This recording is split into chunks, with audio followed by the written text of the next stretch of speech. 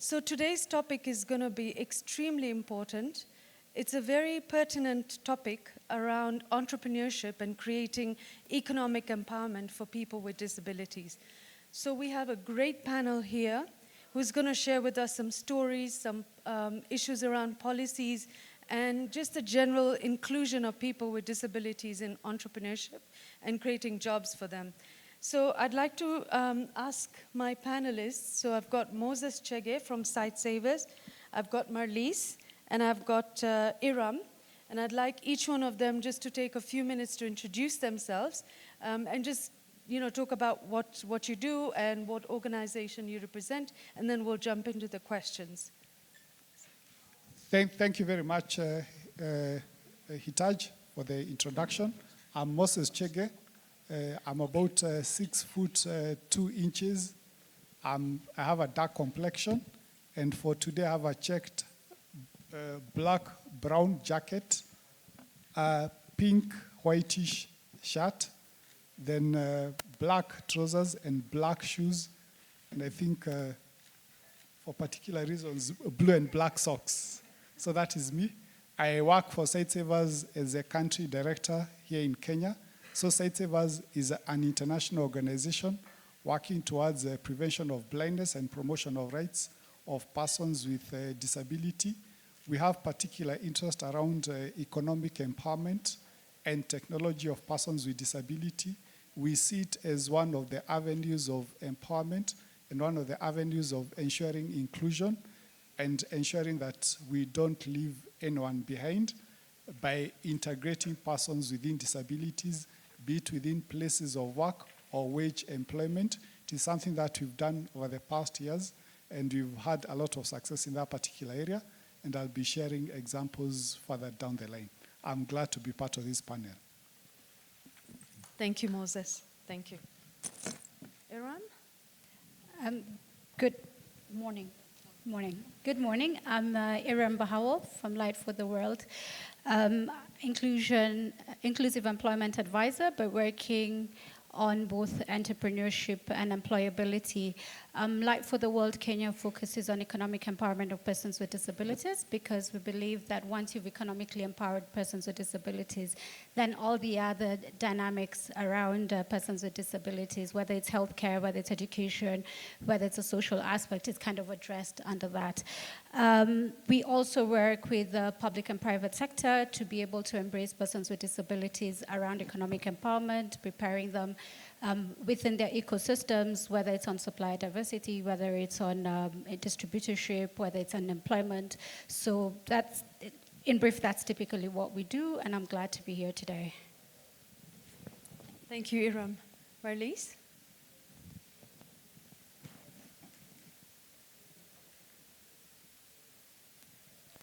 Okay. Good morning, dear panelists and participants. My name is Marlise Montcho. I'm a short young lady from Benin. I have a motor and visual impairment, so I wear an orthopedics and also a glasses. Today I'm wearing a black shirt with white dots, and as a top and a black pants. So I define myself as a social change maker, a technology advocate, fostering marginalized groups, namely people with disabilities and women, to the tech landscape in Africa. So through FemTICDEV, which I co-founded, we empower people with disability and women through technology. And beyond my social activities, I hold a master's degree in information technology from Carnegie Mellon University, and I'm passionate about data-driven decision-making. So I collaborate with governments, private sector, and international organizations as data consultant to help them to make evidence-based decisions. Thank you. Great. Thank you so much, Marlise. So the first question for our panelists is to Moses. Moses, you mentioned about the great work that Sightsavers is actually doing on training people with disabilities. Can you share some, some stories or insight around funding opportunities, mentorship programs that are tailored towards this group, and also, creating accessible infrastructure once they go out in the job market? Thank you very much, Hital. And I want to give a bit of context of why we are doing this with a specific reference to Kenya. That in Kenya, we have about 10 million youth between the ages of 15 to 34, which is a critical stage. That is a stage at which people then transition from school into the world of work. And if you look at our statistics, this particular group has the highest rate of employment. These are both youth with and without disabilities. I think that figure is almost 70%. And I believe that the statistics for youth with disabilities probably even much higher, probably approaching 80%. And even those ones who are employed, a significant proportion of those individuals would be underemployed. So one of the things that we did is that we partnered with the National Industrial Training Authority to start a course targeting youth with disability. And what we felt is, if you remember the presentation that we had in Monday, technology is one of the emerging areas. It doesn't necessarily mean that all the other skills are lost, but we want to ensure that youth, both with and without disability, are then positioning themselves on the skills for the future in such a way that once you enroll within a course, you're able to identify an employer who is in need of the particular skill that you have. So by partnering with the National Industrial Training Authority, one of the things that we did was to ensure that the infrastructure within the institution was accessible. We also did a lot of work around sensitizing the management of NITA and ensuring that they accept and agree that learners with disability can be part and parcel of their environment. So the adaptations that you're able to make enabled us enroll all youth with disability from all forms of disabilities, from physical to visually impaired and to others, and to learn within the same environment. And I believe the biggest barrier was around awareness of both the trainers, the management of the institution. There are a few adaptations that you're able to make on the course, Hitaj with your assistance, but your testimony that the first cohort was able to surpass the global pass rates within the Cisco IT Academy, and that is something that we are very proud of, that we are able to initiate, and we are hoping to sustain it thereafter. So I can say reasonable accommodation is not expensive. You just have to be aware of what you need to provide. Some of the things that we did thereafter, we partnered with Safaricom, which was able to take for internship some of the learners that we had. It was quite an exciting experience for the learners because there's an aspect of instilling confidence amongst the learners that jobs in IT are jobs for them and not necessarily reserved for a particular category of individuals. And also secondly, because some of the learners did not necessarily have either a diploma, some of them are straight from high school, also having that confidence that they can do as well as learners who are graduates. So I can say that was a moment of instilling confidence, and they are ambassadors to subsequent groups that this can be done and it is doable. Thank you, Hitaj. This is great. This is great stuff. And I actually had the honor of working with Sightsavers on the program. I used to work for Cisco, and I had the privilege to actually be part of that fantastic program that Moses is just sharing. So, Iram, to you now, in the work that you do at Light for World, what are your experiences around creating inclusive environments for work, upgrading the infrastructure? What are there funding opportunities available for young people with disabilities? What are your experiences?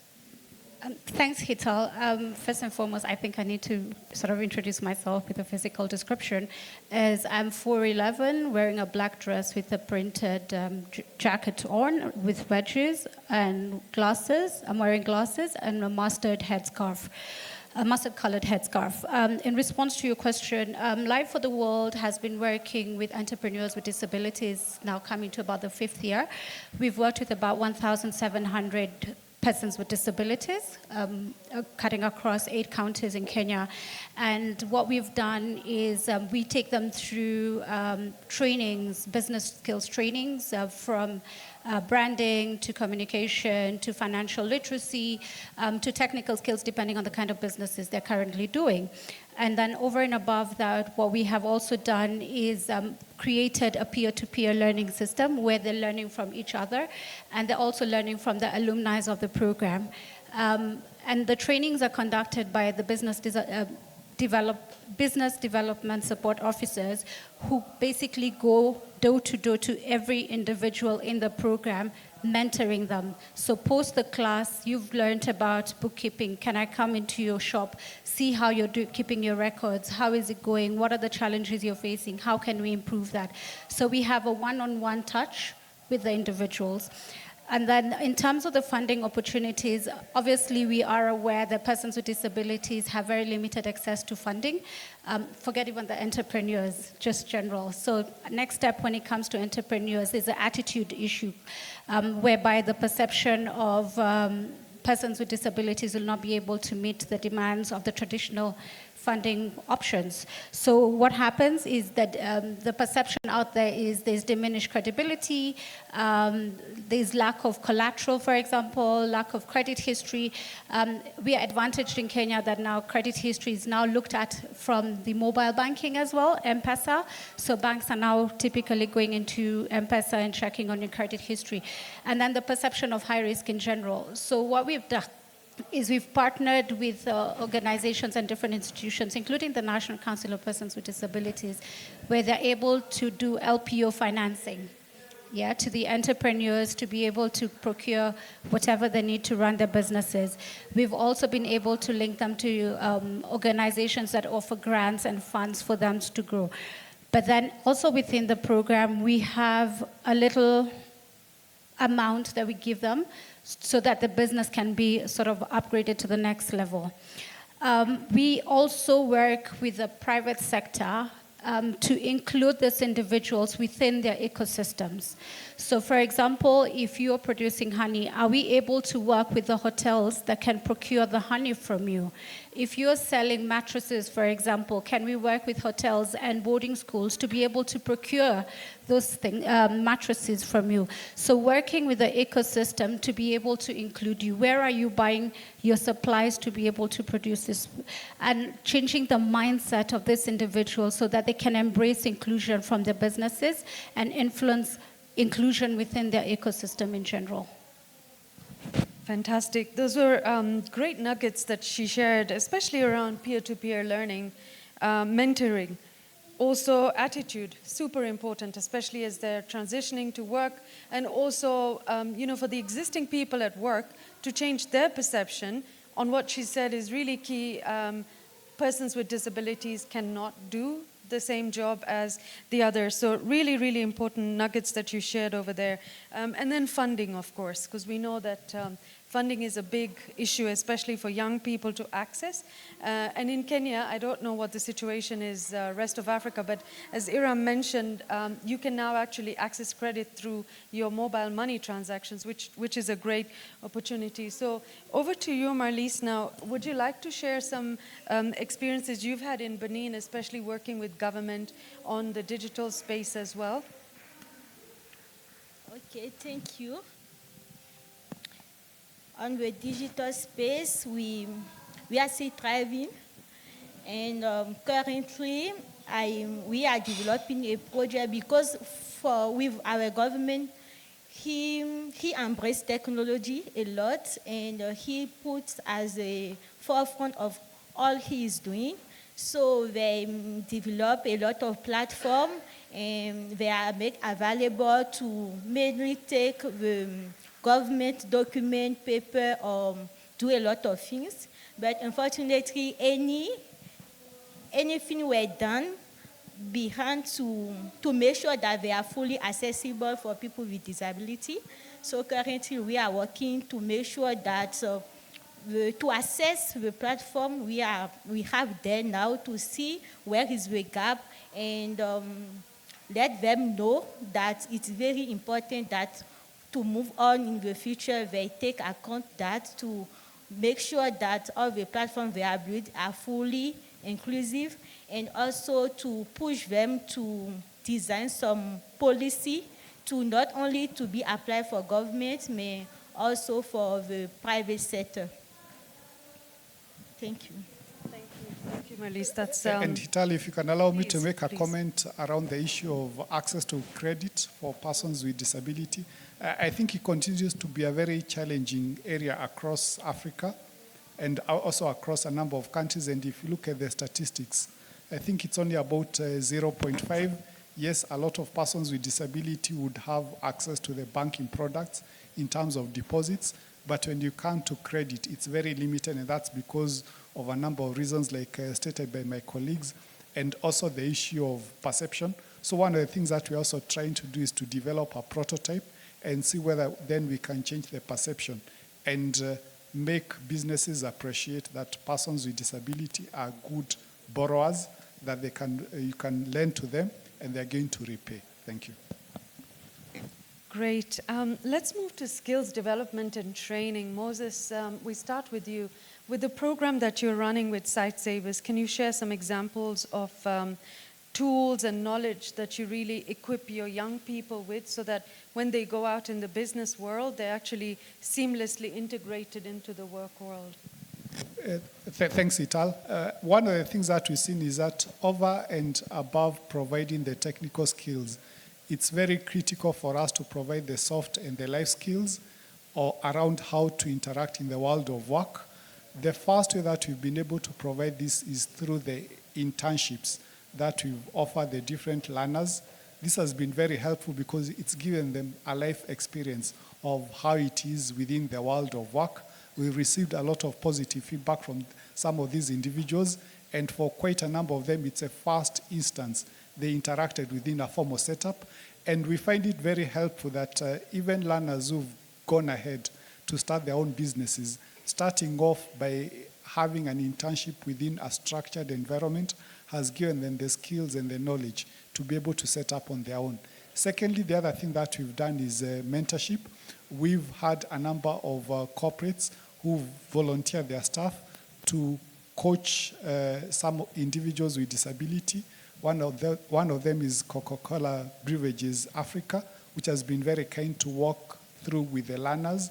And the feedback, again, we've gotten from the learners is that it was a life-changing experience because you get to exchange learnings. And it doesn't necessarily mean that if you're an accountant, you have to mentor an accountant. We've seen instances whereby if you're in human resource, you mentor someone who is interested in IT or interested in accounts. But that cross-learning has been very beneficial to the learners that we've had. We've also got other online modules which we take the learners through.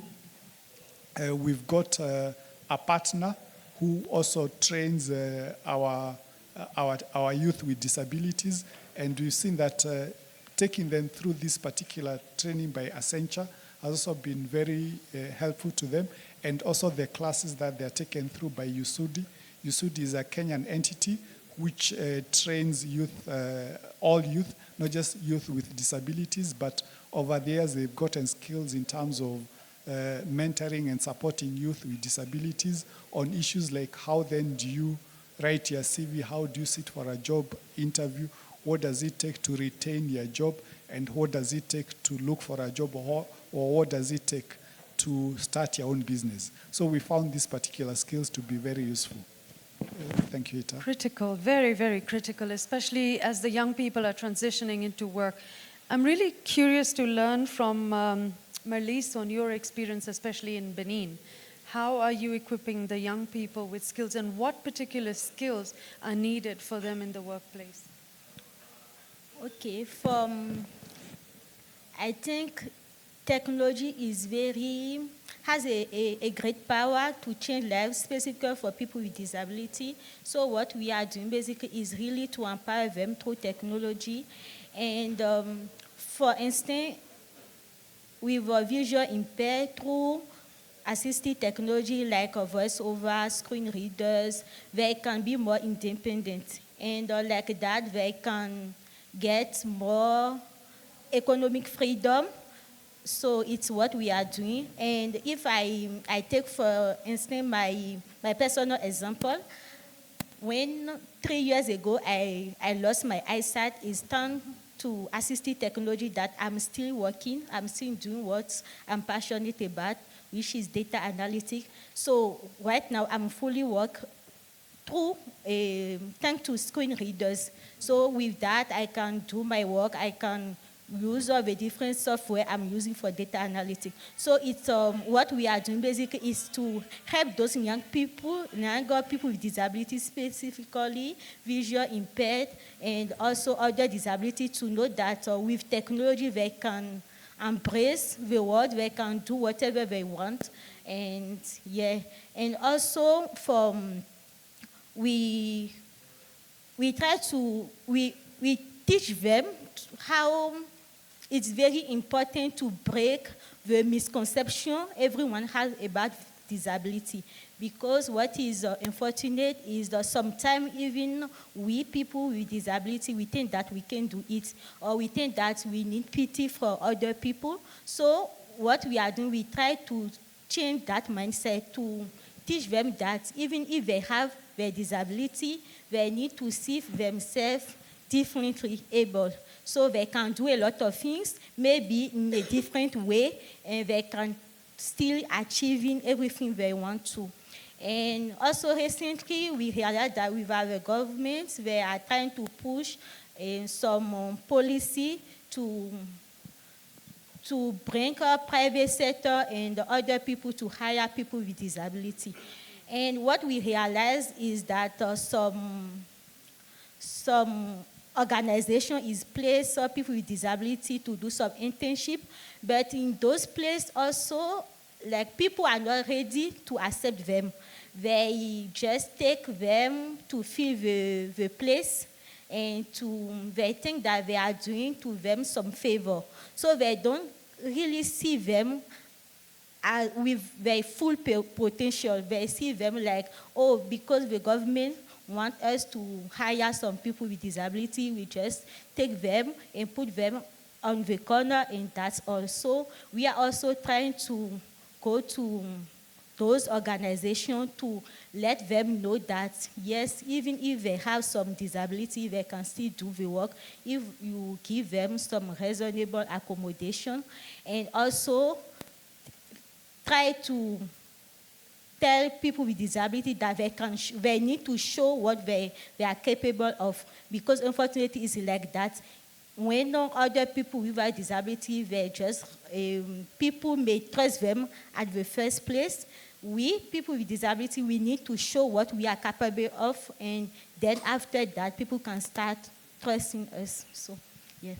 Thank you, Marlise. So I'll come back to you again on the policy, because that was quite interesting. You shared about, the government policy on employment for people with disabilities.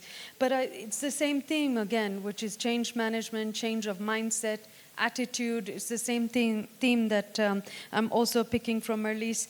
Iram, back to you again. What are some of the skills you are hearing that your employers, you mentioned you're working with private sector, what are some of the important skills you think they would like to see the young people have? I think currently we are in the era of technology, so I think technology skill is a very key in all the industry. So yeah, that's one of the first skills they want people to have. And also I think the behavior matter. So people need to have a very good behavior, they need to be social. Even if you know how to do your work and you cannot be welcoming people, you can be social at some point, people are tired of you. So they want people to have soft skill as well, how to manage, how to collaborate with people, how to interact, and apart from that, technology skills. So it's very key nowadays. And specifically with people with disability, with technology, it helps to be even, the accommodation is, I can say, less expensive, because you can for instance, work remotely from your home. Yeah. So the enterprise does need to have accessible office for you, all those things. So yeah, technology is very key nowadays for every people with disability. Yeah. Thank you. Thanks for sharing. Iram, over to you.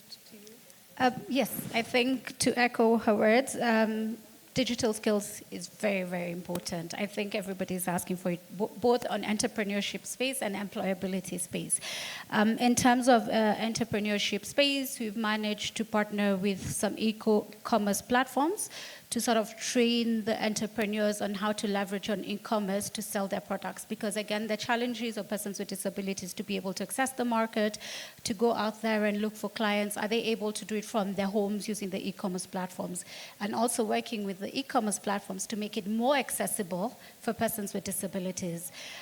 There's also, in terms of the softer skills, when you're looking at self-confidence, we emphasize on self-advocacy trainings across all our programs. As an individual with a disability, do you accept your disability? Do you know how to request for your rights?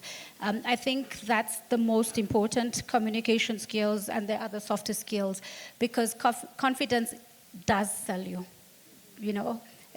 You might have an excellent product or great skills, but then if you don't have the confidence, you will not be able to penetrate into the market. So pushing that through mentorship, through coaching, through the other skills being, you know, sort of being built around there. And then also in terms of the vocational trainings, when you're talking about working with people who are rearing chicken, for example, because again, majority of our entrepreneurs in Africa fall under the MSME sector, right? And a bigger market as well, for a bigger share for persons with disabilities. How do we bring them to the next level? Can they become more professional? So bringing in the technical skills in the industry they are in. If they are doing chicken rearing, if they're doing woodwork, if they're doing landscaping, just making sure it's more professional by getting them certified in that space that they are in, getting them put into the right regulatory platforms and the legislative platforms, letting them know what are the things they can use to sell their business. When I'm going out there and I'm pitching for somebody to buy my products, what am I selling to them? What are the benefits to them, right, to buy the products? It's not only the product that comes with it, but then it's also where is the budget allocation? If you do put up a ramp so that I can access your building to come and pitch, what are the tax exemptions or rebates you're getting out of it? So there's a bigger ecosystem influence by engaging one person with a disability who's either an employee or an entrepreneur that is supplying into your business.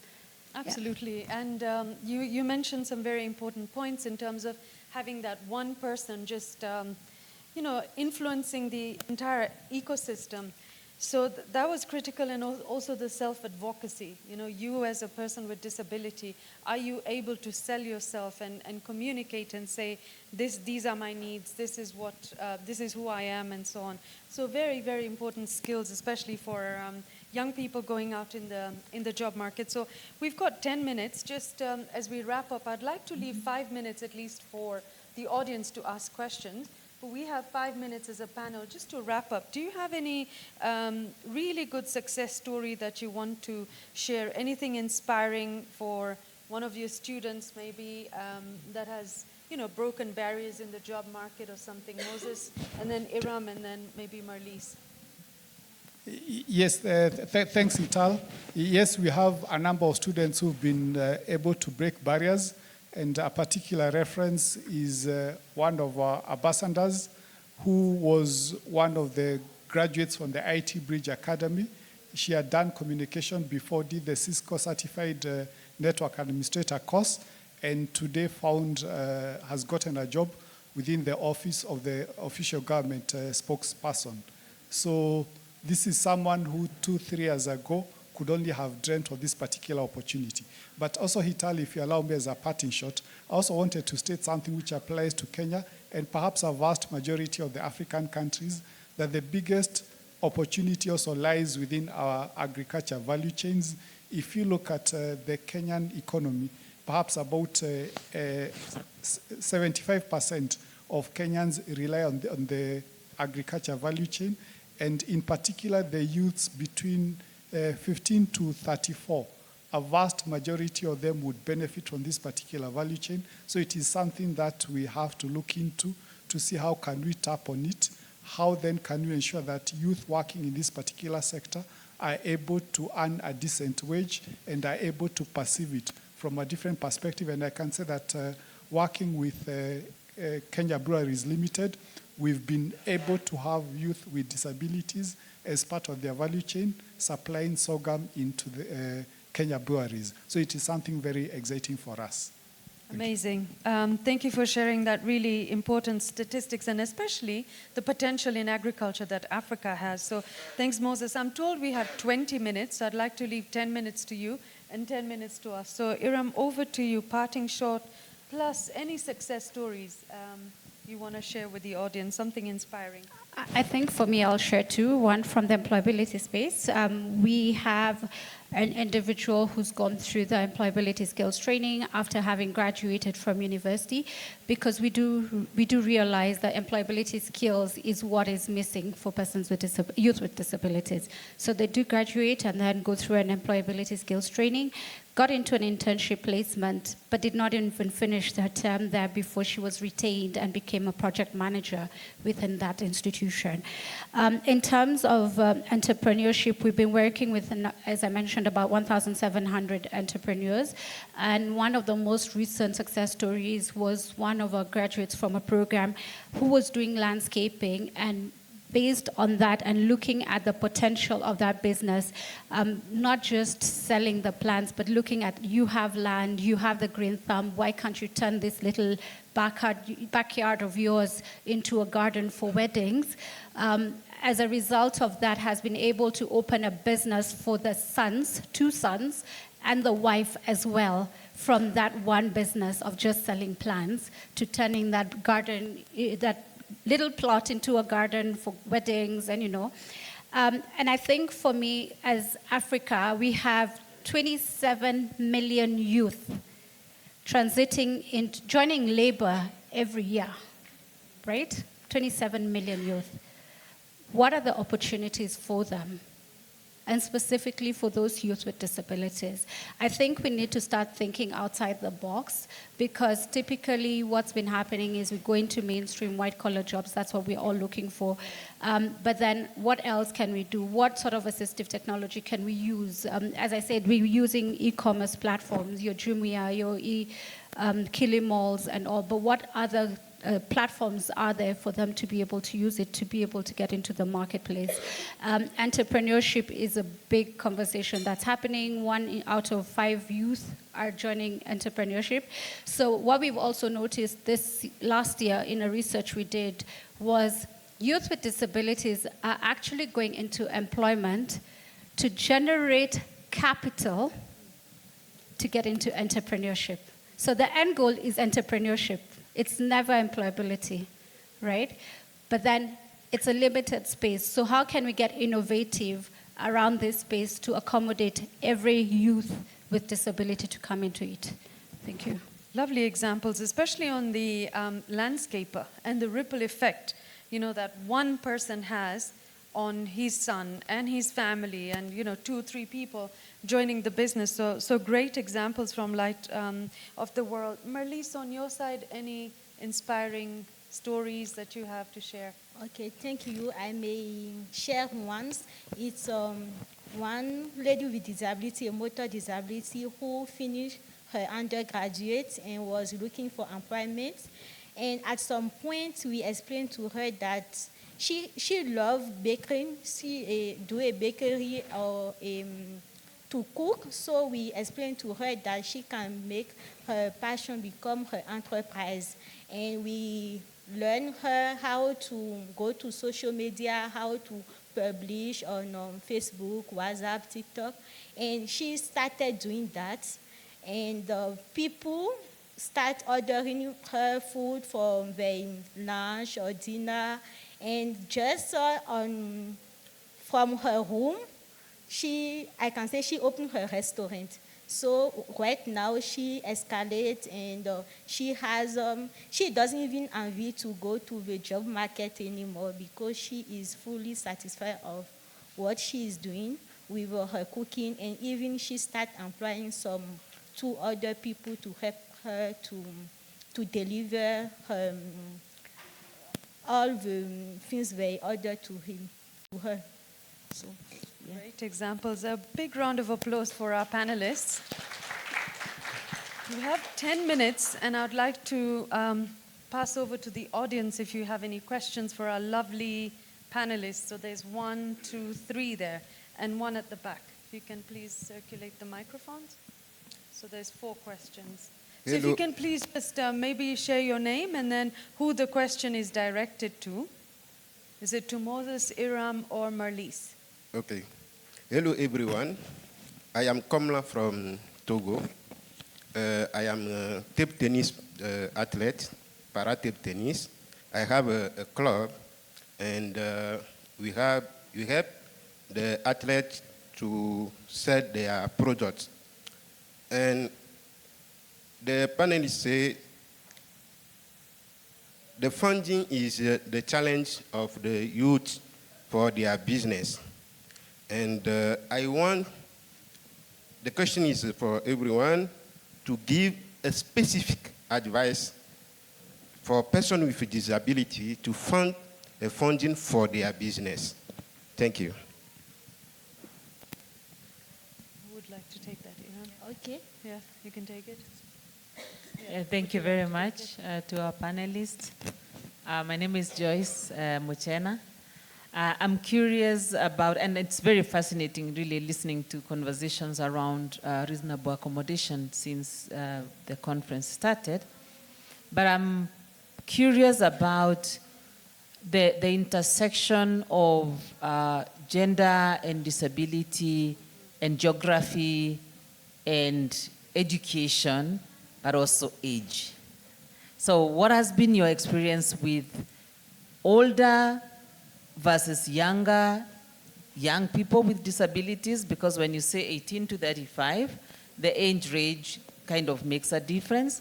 What has been your experience with those that are in geographically marginalized spaces that also happen to have a disability, and probably it's a young mother who hasn't been to too much school, but also has a disability and is living in those places. So I'm thinking maybe some of you might have had to do a little more. So what is the more that you have had to do, especially when you're faced with the reality that even women with disabilities are still expected to shoulder the burden of care, for example, that other women without a disability have to do. So what has worked? But also, what's your call to action? What more needs to be done? Thank you very much. Third question. We had a third question here and one at the back. Thank you very much. This is Kojo from Ghana.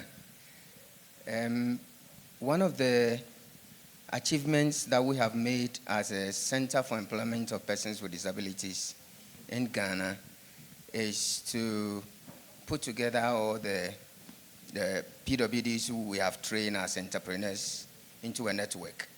And so, and the network on regional basis. And so they meet periodically to discuss their challenges and also to discuss how to take advantage of supports within the system, within the ecosystem. Because we have organizations like Ghana Enterprise Agency, which supports entrepreneurs. We have other organizations like Maslock. Maslock, it also gives soft loans to people and others. But in this journey, we have realized that it's really difficult, and like my gentleman from SciCivet said, really difficult for banks to give out loans to persons with disabilities to do business. But there's a reason, and the reason is that there are no success stories of disabled people getting loan to do business and strive. So the banks are not willing. The point is that when you don't pay your loan, you need to be dealt with, and so the banks will not be seen in good public eye to be arresting disabled people and to holding them for non-payment of loans. So they would then decide not to go there. The reasons, we need to find out the reasons why disabled people are not able to take loan and do business. Most disabled persons who do business are able to do it when they get support from friends and families than taking it from bank. Because it's very competitive and very serious work to take a loan, do business, and able to pay the interest and pay the loan.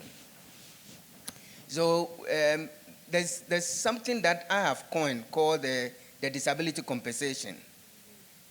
Because if a disabled person is doing business, it's quite expensive. Certain things that you can do yourself as an SME owner, you need to contract.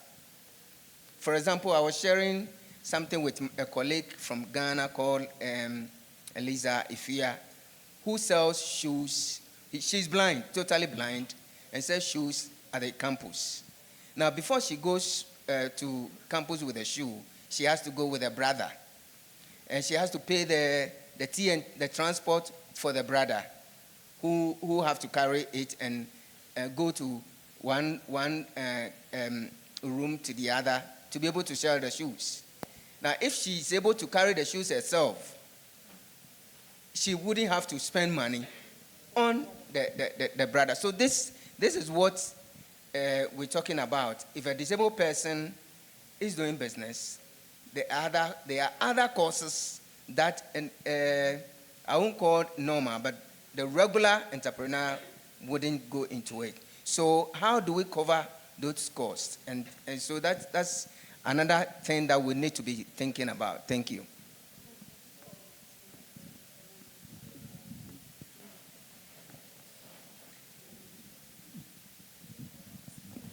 I think that will be the last question before we hand over to the Good afternoon. One more burning question. Hi. Good afternoon. My name is Rosemary. I've been working with youth empowerment for over 10 years. One of the questions I would want to ask is some youth, because of frustration when they get from school, they end up getting into drugs.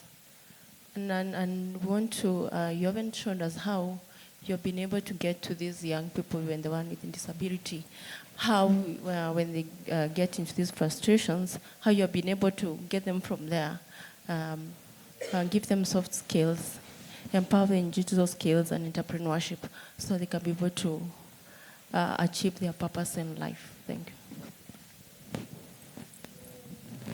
Thank you. I think we have a burning question. Maybe that's the last question we'll take.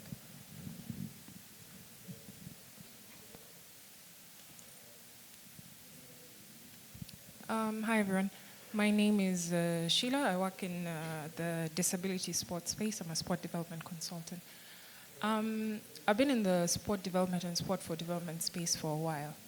I'd say close to a decade, having worked with the Paralympics and different national Paralympic committees within the African space.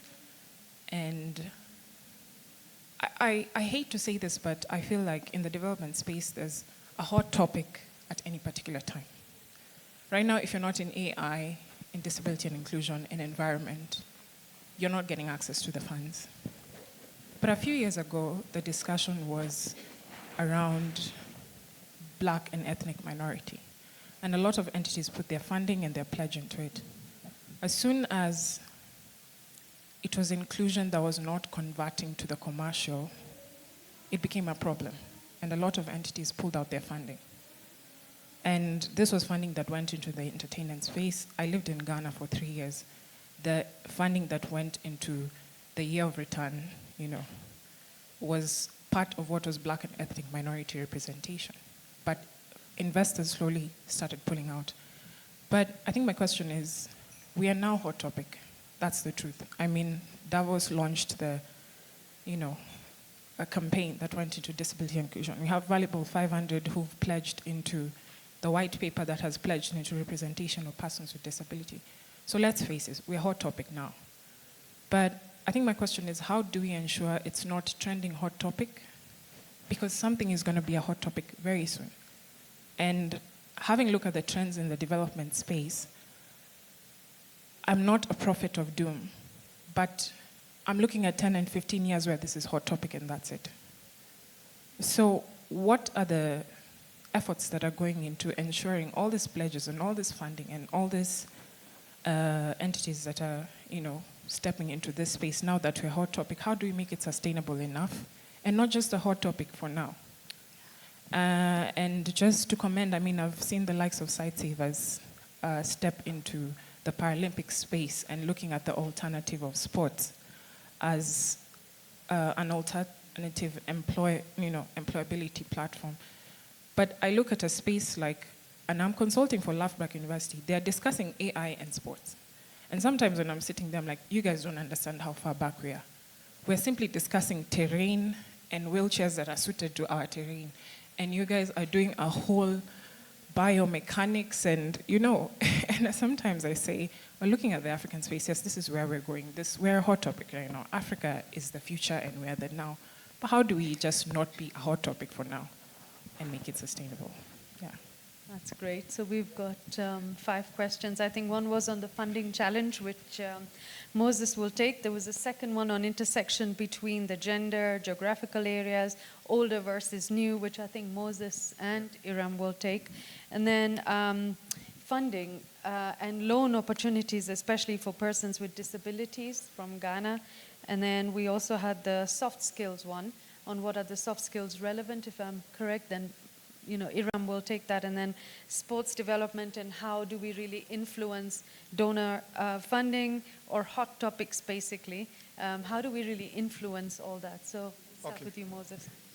Thanks. I'll start with the first question in terms of access to funds. And my colleague from Ghana has stated one of the strategies that we are trying to employ. It's on a pilot basis. So what we've done is we've reserved some funds within a commercial bank against which persons with disability can borrow. And the aim of this particular prototype is a proof of concept that persons with disability can borrow money and do businesses and return to the bank. And one other thing that we're hoping to take advantage of with this particular prototype is also to advocate, because you find the tax breaks work for people who are employed. So for example, in Kenya, up to 150,000 of your income is not taxed, but when you come to business, you only access, or rather you only account for tax at the end while you need that money as capital. So it would be more valuable if it was reduction in interest in addition to reduction in tax rates. So that is one of the things that we're trying to do. And I think in every country, it would be good to look at what avenues and opportunities exist to lobby for persons with disability. And a lot of the ideas that would work for persons with disability would also work for other marginalized groups like women and also youth. Then if you allow me, Hital, to respond to the question raised by Joyce. Joyce, I think that's a very valid issue. And one of the challenges that we find is around gender. And a particular example is if you look at the farming, the agriculture value chain, is that most of the land is owned by men, and women are perceived to be tenants on those particular pieces of land, and they can only plant with consent of men. And some of the interventions that we've undertaken is also to do a gender and equity and social inclusion study to better understand what the specific barriers are and how we can intervene. But yes, gender is a big key issue which we are also addressing. There's also the issue of disabilities which are marginalized within disability, and seeing what proactive strategies that we can ensure that they are included and they are part and parcel, especially within our training courses. I'll leave the rest to my colleagues because of time. Thanks. To add on to the intersection, we've been very deliberate to ensure at least 50% of our participants in all programs are women. If you look at entrepreneurship, we have seen immense involvement of them, whereby even in terms of going out to pitch, women are now at a higher level. You find that they're fast hitters when it comes to procurement opportunities. They're able to pitch faster because they're confident when you train them and mentor them and all. In regards to also regional, we are very intentional where if it's a woman with a disability or even a man with a disability and it's a severe disability, we go to their home to train them vis-a-vis them coming into class. So we are very considerate about that, where if it's a caregiver of a child with disability, can we come and train you where you are at your place of business? Are we able to give additional support? If you do feel like you need to come in for the trainings, we offer a caregiver service. So we're able to finance the additional person to come in and provide caregiving services to your child as you're being trained. So I think that also is able to give that platform to that lady to come in for that training. Again, we also have the program that is coming, we have just launched, which is looking at the underrepresented impairments and then also a bigger representation of women. This is specific to youth. The other program on entrepreneurship is more, you find that there are more older people with disabilities who already have businesses. As I mentioned earlier, research says that the younger people with disabilities get into employment, so their focus is more into employment to raise the capital to get into entrepreneurship. So we've got very few who are already into entrepreneurship because they don't have the funds. And then in regards to the hot topic, I think the narrative I keep sharing out there is let's not sell disability inclusion as a product, but embed it as a culture, right? If we embed it as a culture, it'll stop being a hot topic and sustain itself forever, right? Because as you can see with Valuable 500 and the Purple Space and all that, it's how do we incorporate disability inclusion into the culture of the institution from the top to the bottom, right? How is it influencing the entire ecosystem? So it's not only about employment, because when you talk about DI, disability inclusion, people mainly talk about employment. How do we bring them on board? But then how are we procuring from them? How are products being inclusive to persons with disabilities? Are we bringing them on board to see whether this bottle is accessible to somebody with a mobility impairment, right? If we start thinking like that and start seeing the business value of inclusion, then it stops being a hot topic and becomes part of the culture of the institution and the economy as a whole. And because we've seen we're losing, as a country, we lose a certain amount of GDP if we don't involve persons with disabilities. So how do we catch up with that? It's by embedding it in our culture. Great. Marlise, would you like to add onto any of the questions that were asked? Okay, thank you. I will be adding on funding. We know that entrepreneurs with disability are facing a lot of challenges, and unfortunately right now the most income for their funding come from the 3F, friends, family, and I can say those who are really full and who believe in them. So we as people with disability, I think we really need to work and sacrifice ourselves.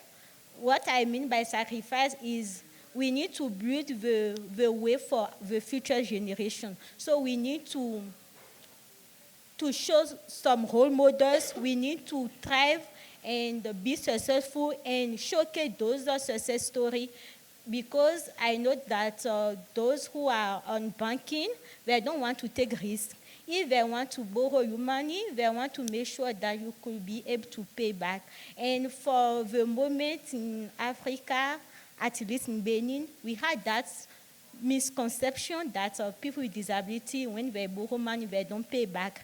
And they are only there for charity. So we really need to change that mindset as well. And also, as the first panelist was saying, we really need to do a lot of advocacy, because I do believe that when government are implicated and they can do some policy, it's really facilitate things. It really embark everyone, even banking, to really borrow money to those entrepreneurs. So we really need to do a lot of advocacy, and even as we need to, the government need to maybe create some positive discrimination. For instance, for the taxes, they may lower down some for people with disability. We can find the right way to do it, and then I think it will really encourage more entrepreneurs with disability to succeed, to thrive, and then it will build a more confident and also give more encouragement for those banking agencies to finance people with disability for their businesses. And for instance, in our NGO, in our organization, it's very, we started change the mindset of people. So even the way, so when we first started, people are not really believing in what we are doing. Even when you go out to look for some support to help you to develop program, they don't really believe in it. But when we start with what we have and join forces, they start seeing some changes, and we realize that the trust starts coming back. So yeah, entrepreneur with disability, I know it's a lot we are asking to do, but we really need to thrive with what we have, and then I'm sure that we are building a bright future for the younger generation. Absolutely. Thank you so much. Thank you for being an amazing audience, and thank you so much to our panelists. Thank you.